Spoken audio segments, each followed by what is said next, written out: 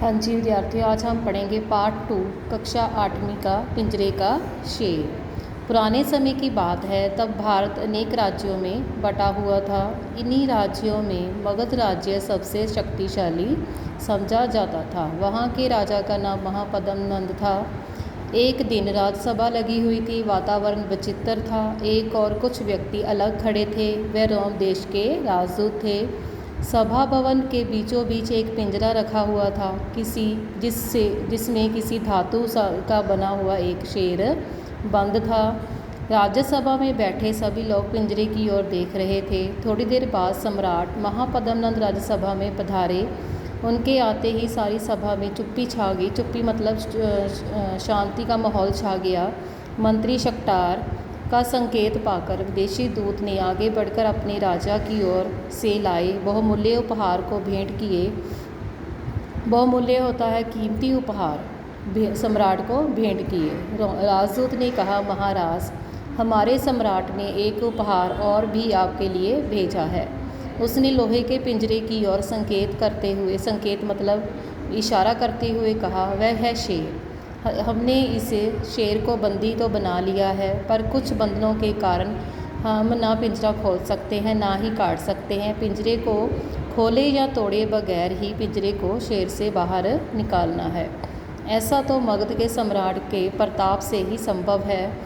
ये सुनते ही सम्राट ने मुस्कुरा कर पहले पिंजरे की ओर देखा, फिर मंत्री की ओर। सम्राट का संकेत पाकर महामंत्री ने राज्यसभा में ये घोषणा की। सभा में बैठे सभी व्यक्ति इस पिंजरे को देखा और बिना पिंजरा खोले या तोड़े शेर को बाहर निकाला। सभा में बैठे बहुत से व्यक्ति तो पहले ही उस पिंजरे को देख चुके थे। अन्य लोगों ने भी आगे बढ़कर पिंजरे का निरीक्षण मतलब जांच की, गौर से देखना, मुआयना करना, निरीक्षण किया। फिर सभी व्यक्ति अपने अपने स्थान पर बैठ गए।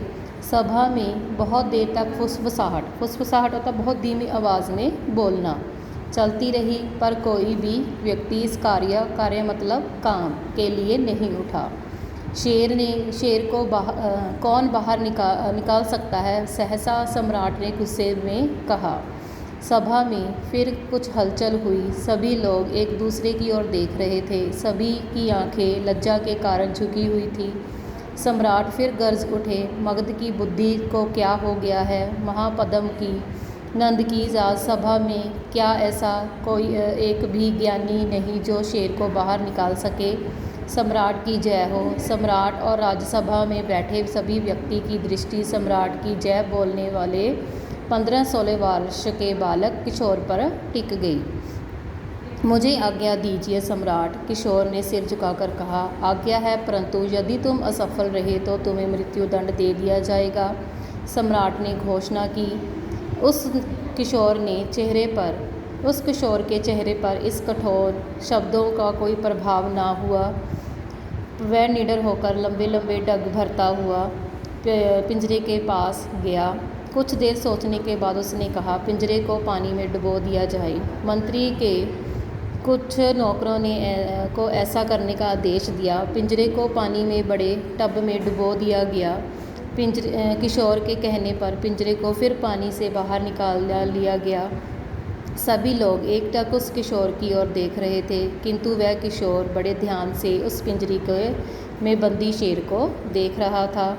उसकी निर्भीक दृष्टि में धीरे धीरे विश्वास भी चमक उभर आई।